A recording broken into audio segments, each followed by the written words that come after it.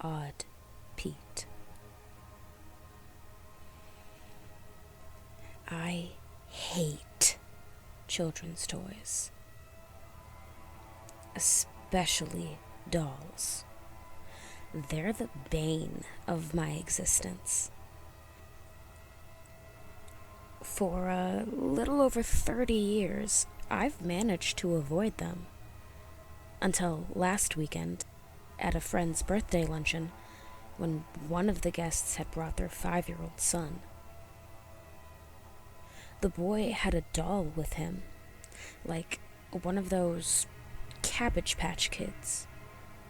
Instantly, I panicked at the sight of it, and I wrestled it out of his grip and struck a knife through its heart. I snapped out of this episode when I realized that the doll had no blood, nor any entrails, just wads of fluffy white cotton balls. Everyone went dead quiet and gawked at me in horror. The boy ran off to his mother, wailing uncontrollably. "What the hell, Benji?" my friend shrieked. I left the party right away, shaken and humiliated beyond belief. I thought of writing an apology letter to my friend and the boy's parents. Of course, I wanted to express how deeply sorry I was. How could I not be? And I wanted to tell them that I'd buy a new doll for their now traumatized son. But I did nothing. I let phone calls go unanswered and text messages unread. It has been a lot to handle, and so now here I am. I am writing this to finally explain why I lost control that day. I have kept the story to myself for 3 decades. This is a story about toys, and why I can no longer bear the sight of them. In 5th grade, our teacher, Miss Bryant, introduced a new student, Pete. She wanted us to make him feel welcomed since he and his parents had just moved into town about a week ago. We all said, "Hi, Pete," in unison, but he wouldn't return the greeting. All he did was stare at us with unblinking blue eyes. They looked as though they had been painted over their sockets. And then, like a wind-up tin soldier, he marched to an empty desk in the back of the classroom. I swear to God, he moved like he didn't understand how the human body worked. We started to giggle, but with one stern look from Miss Bryant, we slapped our hands to our mouths. Snickers continued to slip through the gaps between our fingers. Pete wasn't simply weird. His general demeanor made my flesh creep. He had his hair neatly parted and gelled. He always wore the same outfit: a buttoned-up, white, short-sleeved shirt with a pocket on the left breast. This was always paired with a thin black tie, black shorts held up with suspenders, and polished leather black shoes.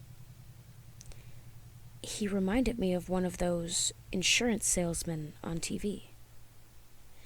He was also quiet. Jackie, a girl known for her fiery mouth, tried to talk to him. "So, where did you used to live?" she asked. And when he didn't say anything, she asked another question. "Are you from out of state?" His silence irritated her. "You're a fucking weirdo." Miss Bryant snapped around from the whiteboard and glared at Jackie. "Watch your language." Throughout the day, Pete didn't speak. Not a single word. This, I would find out later, was because he couldn't, and not because he didn't want to. I overheard Miss Bryant talking to another teacher about Pete. They would smoke behind the classroom trailers. She said that Pete had a condition. For one, it made him effectively mute, but it also affected the texture and color of his skin, which was like sanded ash wood with the faint brown stripes and rings.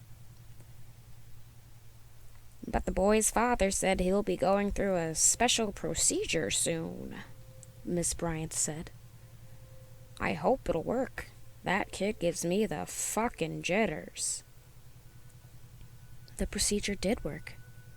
The following week, he walked into class and, for the first time, he spoke. Present, he piped up, cheerfully and forcefully, as Miss Bryant scrolled through attendance. All heads turned to him, completely surprised. I did notice that Jackie was absent that day.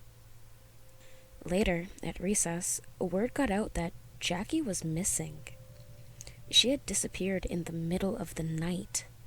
Poof, without a trace. No signs of a break-in or struggle. Naturally, the police suspected that her parents were involved in her disappearance and had taken them in for interrogation. There was, however, no evidence. My friends, Frank, Mark, and Andy, and I gathered by the basketball court near the fence that separated the playground from the parking lot. We were curious about what happened to Jackie, and many of us came up with some wild theories. Some thought she'd ran away, and some believed she'd been abducted by aliens. But we all agreed that Jackie would probably pop up somewhere, and that this was just one of her dramatic ways to get attention. After all, this was something she was also known for.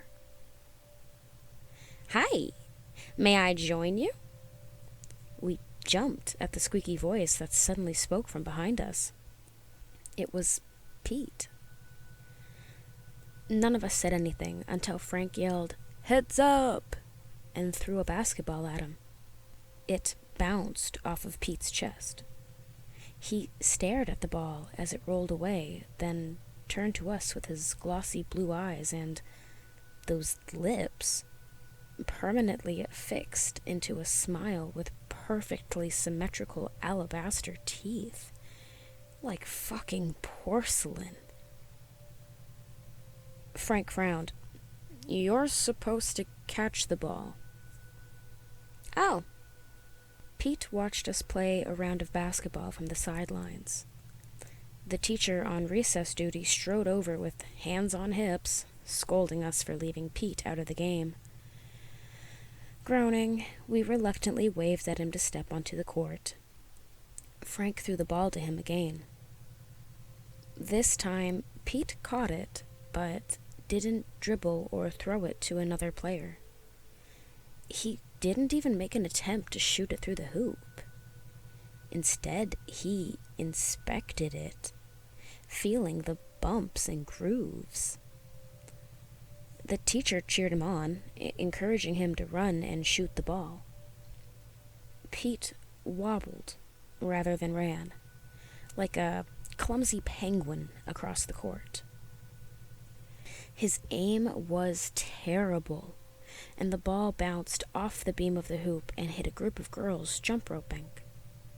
As they screamed at him in frustration, all he could do was scratch his head and shrug. One of the girls tossed the ball back to Pete, but Frank snatched it from his hands and ran with it to the other side of the court, expertly pulling off a figure-8 dribble. He threw the ball into the hoop. Pete watched in awe. The next day, Frank was absent from class. My stomach churned as I saw a picture of his smug face on a missing person flyer that was posted on the announcement corkboard alongside Jackie's. The town started to fear that a serial kidnapper could be on the loose. Concerned parents demanded that police and the school administration do something, anything. Later that week, the principal announced over the PA that we weren't allowed to wait outside in front of the school, where our parents usually picked us up. Instead, parents had to come into the classroom, sign in, and pick up their children. "What a stupid idea," Miss Bryant mumbled. She was right. People fought over parking spaces. Cars jammed the area in front of the school. It was chaos. But the principal insisted this was the best way to ensure student safety. The new rule didn't apply to me, though. My mom worked as a waitress, and her boss was a real asshole who refused to let her swap shifts, so she couldn't go pick me up no matter how much she wanted. And my dad, well, I didn't know where he was. He walked out on us when I was 5. I'm not sure if he's still alive to this day. So, I walked home alone, as always. I lived about half an hour on foot from the school. I never encountered any problems on the way home. I knew the route and neighborhood better than the back of my hand. I had always felt safe. But one day, an overwhelmingly weird feeling twisted my insides. I glanced over my shoulder, and instantly my heart jumped to my throat. A car was following me. I noted the color and make of it. A classic black Lincoln car. The driver rolled down his window as he slowed his speed to match my pace. From the corner of my eye, I spotted Pete sitting in the passenger seat. I could only guess that the man in the driver's seat was his dad. They both looked exactly alike, though the dad seemed at least more human. "Hi, son. It's Benji, isn't it?" Pete's dad said cheerfully. "Do you need a ride?" I shook my head. "Oh, it's all right. I know my way home. Thanks for the offer, sir." He laughed. "You can call me George. Oh, by the way, thanks for being so nice to my son. It's not easy being the new kid in town. We just moved here from out of state, and we're still trying to blend in." With a happy-go-lucky grin, Pete nodded. "I had fun today at recess, Benji. That was a great basketball game. Didn't you think so?" Yeah, sure." Earlier that day, Pete wanted to join me and my friends for another round of basketball. I thought it was so strange how suddenly he was able to dribble the ball as smoothly as Frank. He no longer wobbled like a penguin. He ran as if he were a natural athlete. After seeing that, I had this feeling that he was the reason Jackie and Frank were missing. I mean, it was obvious. Andy and Mark thought so too. We just couldn't prove it. And did we even want to find out? I kept my eyes straight on the path towards home. I guessed it was another 15 minutes before I reached my block. I picked up the pace a bit, hoping that I'd get there sooner, but George slightly pressed on the gas. My whole body tensed. My heart started to beat a little faster and a little louder.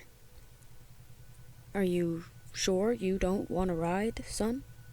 asked George. "Yeah, I don't need a ride. I'll be all right."